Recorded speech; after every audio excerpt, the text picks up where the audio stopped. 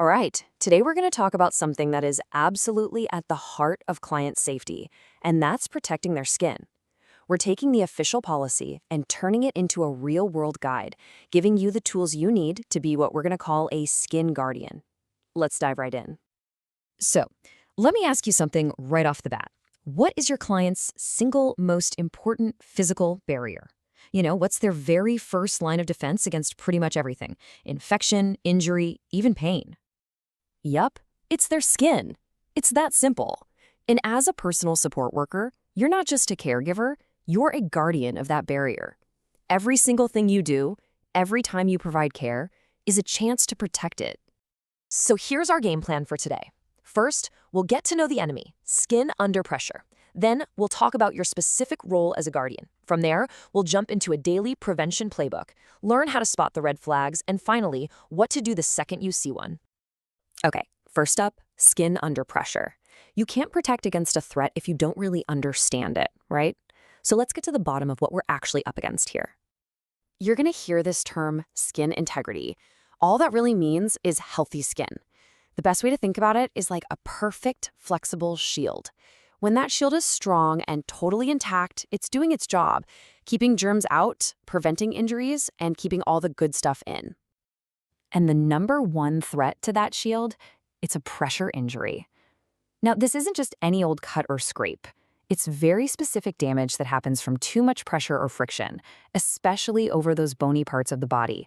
Think tailbone, hips, elbows, and heels. It's directly tied to the work you do every single day. So who needs our guardian focus the most? Well, you want to be on high alert for any client who has limited mobility, anyone dealing with incontinence, or maybe someone who isn't eating well.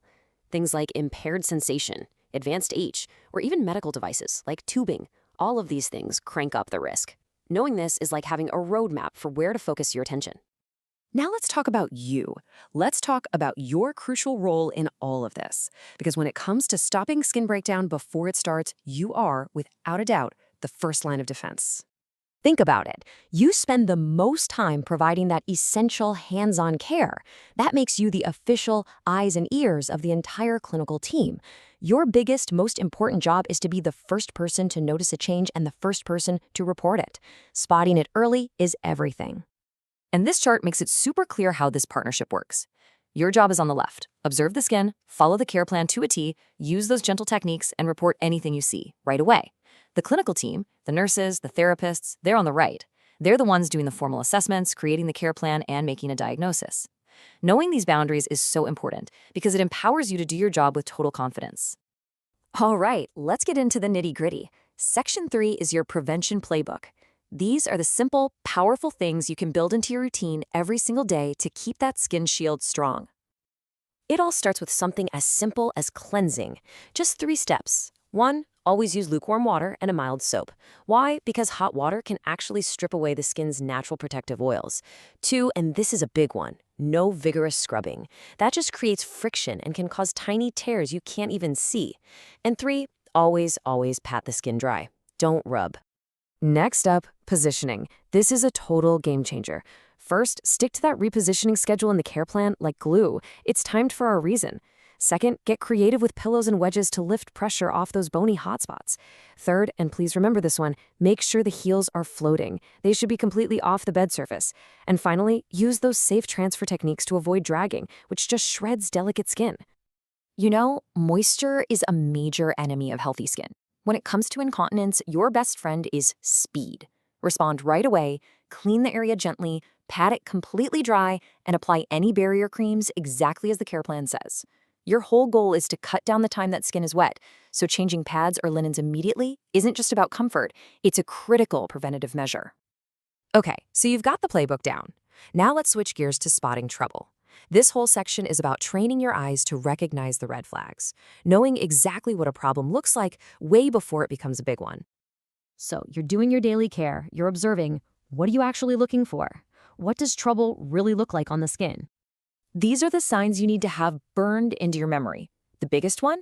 Redness over a bony spot that doesn't go away when the pressure is gone. Also, keep an eye out for any blisters, peeling, or tears. Use your other senses too. Is there an unusual smell? Does one area feel warmer than the skin around it? And always, always listen to your client if they tell you a specific spot hurts more than usual. I want this to really sink in. Read this with me. Redness over a bone that doesn't fade is not a mark. It's a warning. It's not just a temporary imprint from sitting. It's the very first sign of a developing pressure injury, and it's your signal to act. Now. And that brings us to our final and honestly our most important section, making the right call. You've spotted one of those red flags. What is your immediate action plan?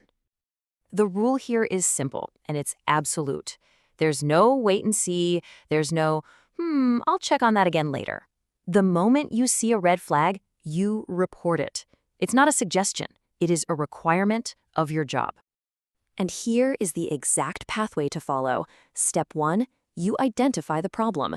Step 2, you contact your designated nurse or clinical supervisor right away.